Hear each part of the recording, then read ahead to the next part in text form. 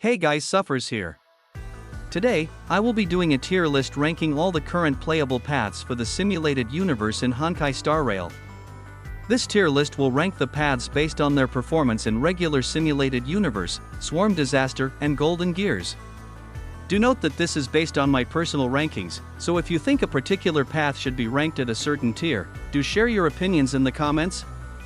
Also, this is my first time making a discussion video, so go easy on me, and I apologize if in any part of this video I end up yapping. There are only 4 tiers, from B all the way to S+, as I personally believe that all of the paths are good, but just that some are better than others. S+ tier is where paths that can help clear all forms of SU content regardless of the difficulty and are those that can be used effectively with free-to-play teams. S tier are for paths that can provide fast clears for all SU content, especially when they are used with certain characters or team comps, creating inherent synergy but will not be as optimal without. A tier is for the paths that are great in only some SU content but are not as optimal in others, such as slow clear times or inability to keep up with harder enemies. B tier are for paths that are decent overall but are outshined by many other paths, as they may have slow clear times or are not that useful in a well-built endgame team. For the S+ tier, I think it's pretty obvious that the Remembrance path belongs here. The Remembrance path is by far the most broken path in terms of blessings and unique mechanics. It revolves around freezing enemies and applying the dissociation debuff on frozen enemies, dealing ice damage equal to 30% of the enemy's max HP whenever enemies unfreeze, dealing true damage, bypassing high enemy stats and most resistances. This gives the path ungodly levels of power and survivability, as enemies won't be able to attack while frozen, at the same time taking massive damage. It is incredibly F2P friendly as well, thanks to March 7th being the main character that abuses this path via her ultimate and talent. The other team members can all be sustained characters or ice DPS that can help with breaking and freezing enemies. Dissociation is what makes the path so incredibly busted, allowing players to cheese the hardest SU content no matter what your account investment is like. It has one caveat, however: it relies heavily on freezing. If the enemies aren't frozen, dissociation cannot be applied and any additional blessings revolving around it won't be able to trigger, impacting your damage and survivability drastically, so do keep that in mind. But if you're ever struggling in SU, always go the Remembrance path and build up March 7th. Next in the S+ tier may be a little controversial, but I do personally believe that the Nihility path is in the top 2 paths for SU. The Nihility path revolves around dots and is the main source of damage when running this path. It is by far the most balanced path when it comes to blessing distribution, with great damage, survivability, and utility options. Since dots are the source of damage, similar to Remembrance, you can make a team of mostly sustained characters and one DPS/breaker. But unlike Remembrance, its reliance on RNG is a lot lower thanks to one of the path upgrades increasing the base chance to land dots via the path resonance by 100%, as well as a 1-star blessing that reduces enemy effect resistance by 12 to 18%. Not to mention, most bosses have both CC resistance and effect resistance, meaning freeze is not as reliable to land compared to dots, which only have to deal with effect resistance. Of course, how could I not mention Kafka with the Nihility path? She abuses the path like no other character thanks to her dot detonation, dealing big dot damage as well as triggering blessings that work in tandem with dot damage, such as healing or energy regeneration. Even without Kafka, the Nihility path is still extremely good, with consistency and reliability being my number 1 reason why I chose to put it in the S+ tier. Moving on to the S tier, first we have the Destruction path. This path can be described in one word: comfy. Like the Nihility path, it is very reliable and consistent. Despite its playstyle revolving around having characters at low HP, you'll often find your characters taking little to no damage from enemies and only via the upgraded path resonance.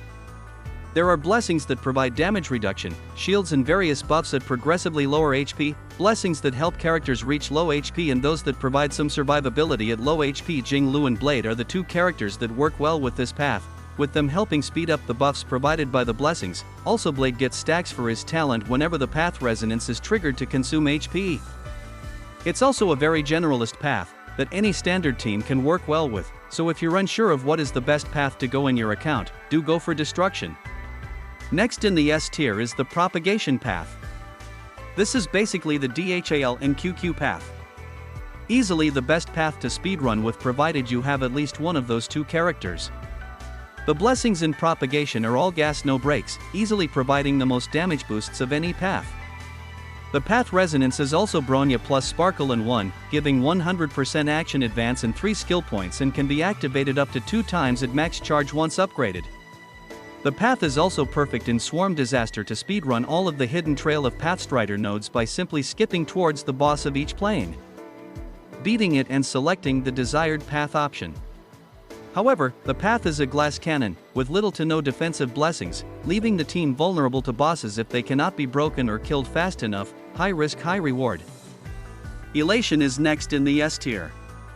It centralizes around follow-up attacks, so Topaz and Dr. Ratio are absolutely cracked with this path. It is by far the path that provides the most damage thanks to aftertaste damage, and with the 3-star blessing, Champion's Dinner Cat's Cradle, turning all ultimates into follow-up attacks, almost any character can inflict aftertaste damage and gain the benefits from the elation blessings. It allows any follow-up attacking character to melt enemy HP extremely fast, but do note that like propagation, it's a very fragile path to take, and if you're unable to pick up as many aftertaste blessings or any defensive blessings, you're gonna be facing the defeat screen in harder SU content very often. Air Edition is the last of the S tier paths and is the most recent addition thanks to Golden Gears. It was basically tailor-made for Argenti, as the whole path focuses on energy and ultimates. Brain in a Vat is by far one of the most powerful mechanic in SU, basically allowing characters to spam ultimates and deal massive damage, and even outside of the Air Edition path, the blessings are great to pick up. Even without Argenti, any character that has powerful ultimates can abuse this path to a great degree. Jinglu, Kafka, Jingyuan, Himiko, so on and so forth. However, this path is heavily reliant on your characters and account investment more than any other path, as it takes the base power level of your characters and multiplies them exponentially. Thus, the higher the base power of your characters, the greater value Air Edition provides in SU. But it is another glass cannon path, so do keep that in mind. Now for the next path, I can place it either in A or S depending on the situation, but currently I believe the Preservation path belongs in the A tier.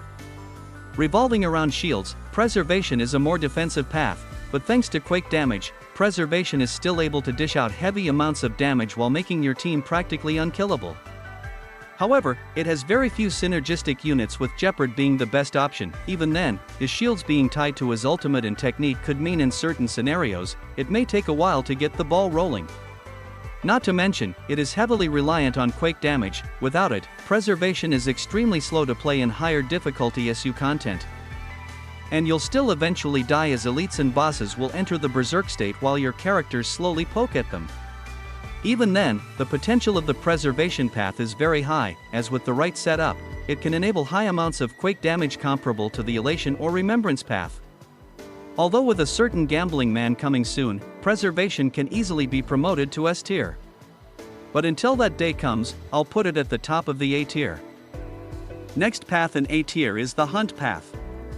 This may come to a shock to some of you, but I personally feel the Hunt path is overrated and its cracks start to show in harder SU content.